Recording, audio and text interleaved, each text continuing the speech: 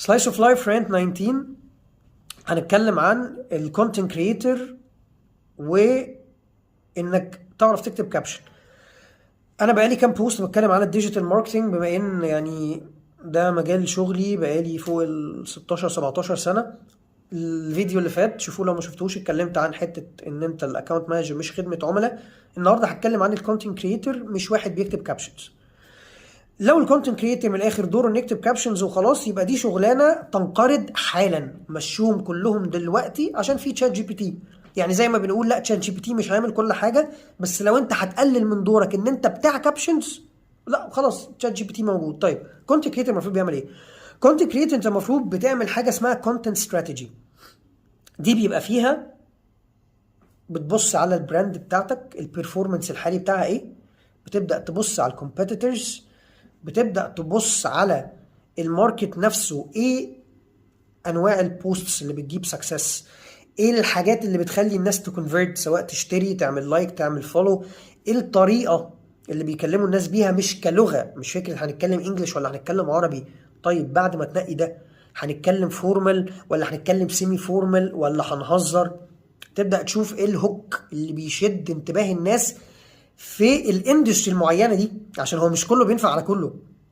يعني في نوعيه اندستري مثلا ممكن تحط الهوك الحق يلا وتعالى لو انت بتارجت مثلا سي بلس بي بلس، لكن مثلا في حاجات لو هي نيش قوي مش ما ينفعش تحط الهوك يلا اجري مستني ايه، لا دي ناس فاهم انت بتكلمها ببدل وبتاع الهوك مختلف. انا بديك مثال فان مفيش، مش فكره اللي هو ايه هحط حاجه كاتشي هتنفع مع كله، لا الكاتشي مختلف على حسب انت بتارجت مين.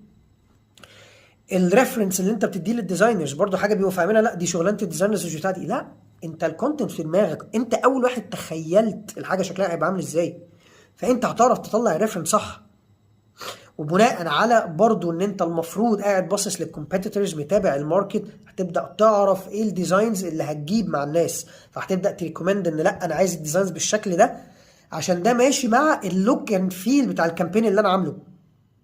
وده بياخدنا لاخر حته، ان انت بتعمل كامبين، مش بعمل بوستات وخلاص كل بوست لوحدها، لا انت بتتخيل الشهر كله شكله عامل ازاي، تتخيل الثلاث شهور الجايين شكلها عامل ازاي.